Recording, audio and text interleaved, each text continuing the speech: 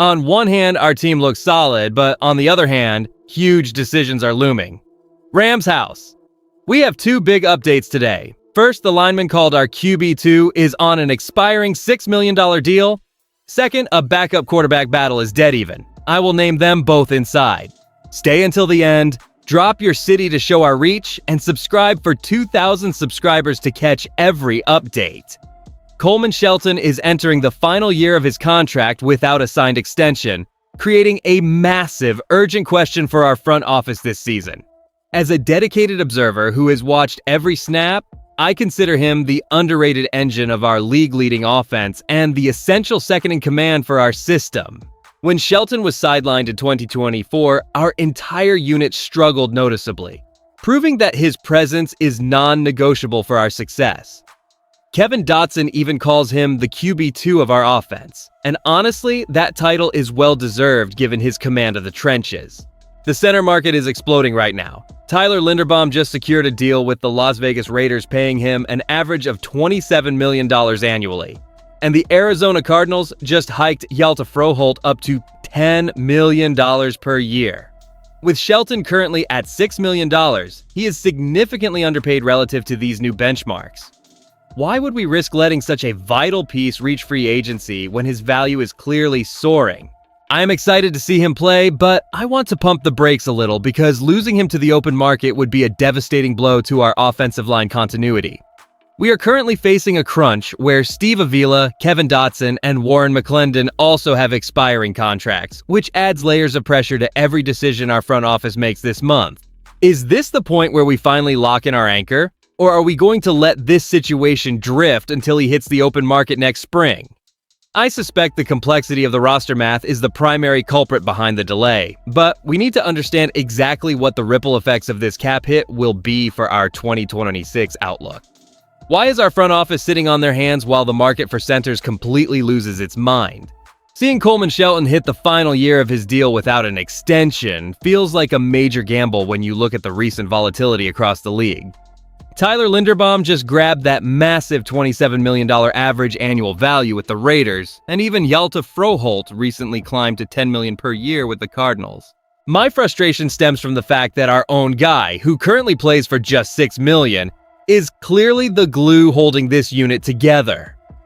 Does anyone actually believe we can just plug and play someone else into that spot without missing a beat? The bottom line here is that the Rams cannot afford to lose the man Kevin Dotson dubbed the quarterback of our offensive line. We saw exactly what happened in 2024 when injury forced him out, and frankly, that experience should have been enough to prioritize his deal months ago. I am excited to see him play, but I want to pump the brakes a little because the math involving Steve Avila, Kevin Dotson, and Warren McClendon creates a legitimate logjam. Is this really the time to be playing hardball with a proven veteran who makes everything easier for Sean McVay? Every snap counts when you are trying to maximize a championship window, and keeping our interior rock is more important than saving a few bucks on the salary cap. If we let Shelton hit free agency, the bidding war will be intense, and we could easily get priced out by some desperate team with room to burn. Our front office needs to realize that true stability in the trenches is worth every penny of a long-term commitment right now.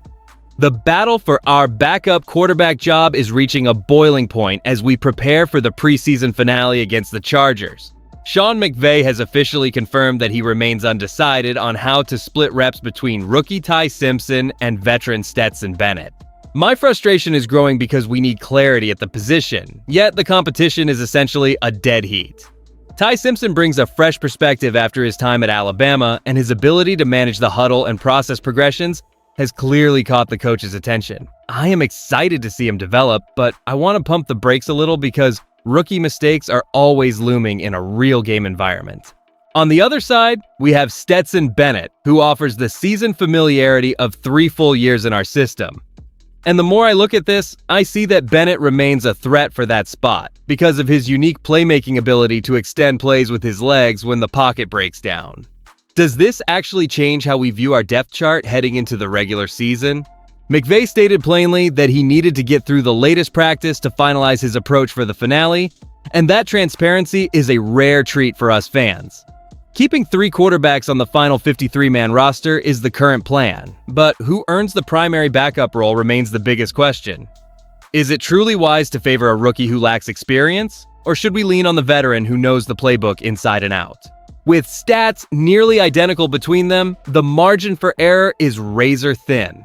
Both guys are pushing hard to avoid the roster bubble, making this final preseason performance the deciding factor for our front office to evaluate. Choosing between a rookie with potential and a veteran with game experience is never easy, but that is exactly where our front office sits today. On paper, having such identical preseason stats from Simpson and Stetson Bennett makes the decision regarding their snap counts for the finale incredibly difficult to predict.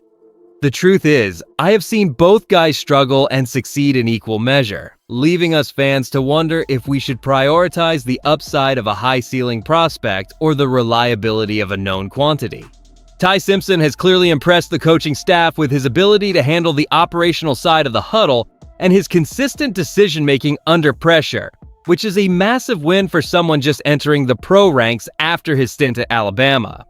Meanwhile, Stetson Bennett brings that 3-year edge of familiarity and the knack for extending plays with his legs when the pocket collapses, a trait that can salvage a drive when everything else breaks down. Are we really going to let a single preseason finale dictate the direction of our backup quarterback room?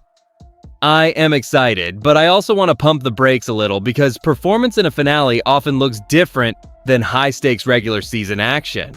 Watching how this roster bubble situation unfolds is nerve-wracking for anyone invested in our success. If the decision remains this close, will the organization really be comfortable rolling the dice on a player with limited NFL tape? My honest take here is that keeping 3 quarterbacks on the 53-man roster is a luxury we simply must afford, even with the cap hit implications involved. Does this competition change how we view our quarterback depth chart?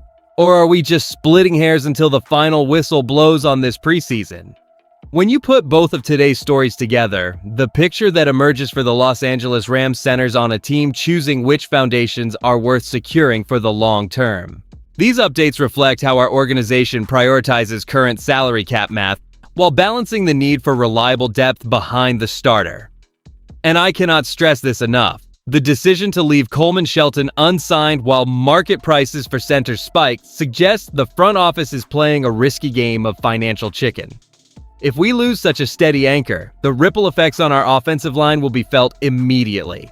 Simultaneously, the uncertainty surrounding our backup quarterback role highlights a willingness to let competition dictate the final roster spots. Are you comfortable letting a proven veteran like Shelton reach free agency just to prioritize other short-term flexibility? Meanwhile, looking at our backup signal callers, which of these two would you trust to manage a game-winning drive if our starter goes down? I want to hear from the fans in the comments below, because these calls define our ceiling. Seeing Simpson and Stetson Bennett fighting for every snap shows that no role is guaranteed. But the lack of an extension for a cornerstone player like Shelton feels like a different kind of gamble altogether. My take is that we are prioritizing cheap depth at the expense of our most reliable trench assets, which is a dangerous move for any team with playoff ambitions. If you enjoyed the video, do not forget to like it and subscribe to the channel. I'm still pushing toward our first 2,000 subscribers, and every one of you helps me get there. Rams House. I'll see you in the next one. I'll be back later to update you with the latest Los Angeles Rams news.